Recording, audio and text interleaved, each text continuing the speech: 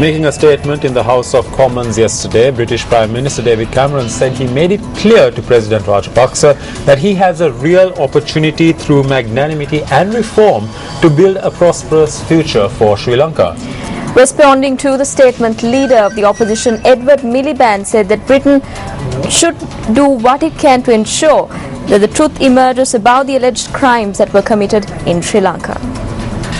Mr. Speaker, the last government agreed late in 2009 to hold the 2013 Commonwealth meeting in Sri Lanka. That was not my decision, but I was determined I'd use the presence of the Commonwealth and my own visit to shine a global spotlight on the situation there, and that is exactly what I did. I became the first foreign leader to visit the north of the country since independence in 1948.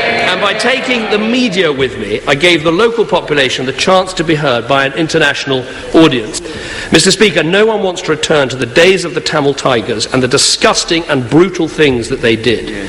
And we should, I believe, show proper respect for the fact that Sri Lanka suffered almost 3 decades of bloody civil conflict and that recovery and reconciliation take time. But I made clear to President Rajapaksa that he now has a real opportunity through magnanimity and reform to build a successful, inclusive and prosperous future for his country, working in partnership with the newly elected Chief Minister of the Northern Province.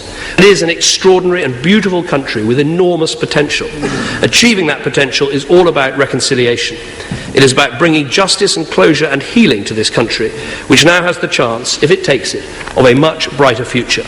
Mr. Speaker, I had a choice at this summit to stay away and allow President Rajapaksa to set the agenda he wanted, or to go and shape the agenda by advancing our interests with our Commonwealth partners and shining a spotlight on the international concerns about Sri Lanka.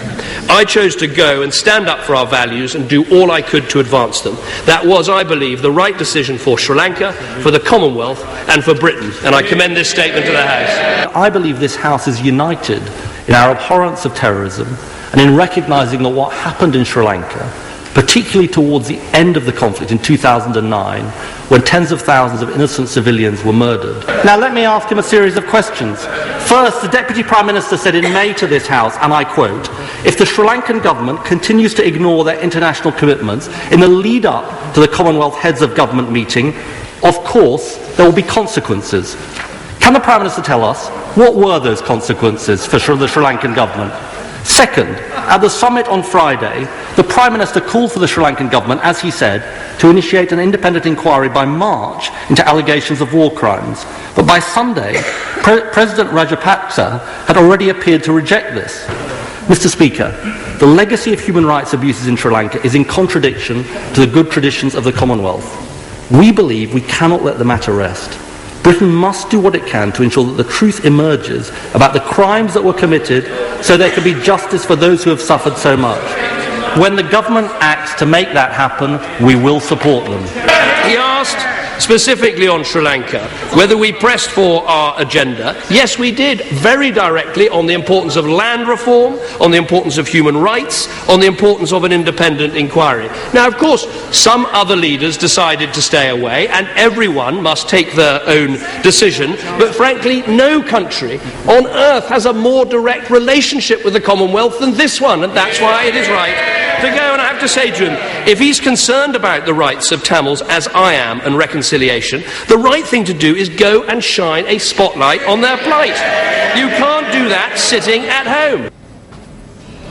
You can watch the full statement made by British Prime Minister David Cameron and the response given by opposition leader Edward Miliband on our website www.newsfirst.lk. Alternatively, you could also visit our YouTube channel. A number of incidents that occurred during Chogam 2013. Channel 4 journalists faced with protest en route to Jaffna. We are travelling up north because we have been invited by the Sri Lankan government and we have been told that we can travel wherever we want. So we are trying to travel wherever we want. I expected a majority in Sri Lanka to stage major protests when they were coming to Sri Lanka. A parliamentarian enters a media briefing open to local and foreign journalists. Yes, good evening to all of you. My name is A.H.M. Azwa, a citizen of Sri Lanka, first and last. Now, There have been several questions asked from the podium, from the chair, about the human rights violation. Whose human rights have been violated very much? A lot of bad things happen in war, and it happened, in this case, it happened on both sides. You know, listen, no, sir, you've spoken, I've heard you.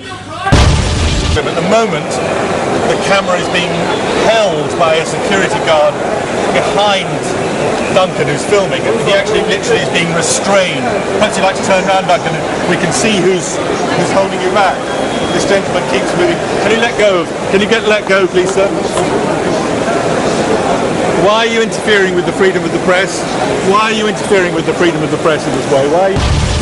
Were the proper procedures followed in handling accredited journalists?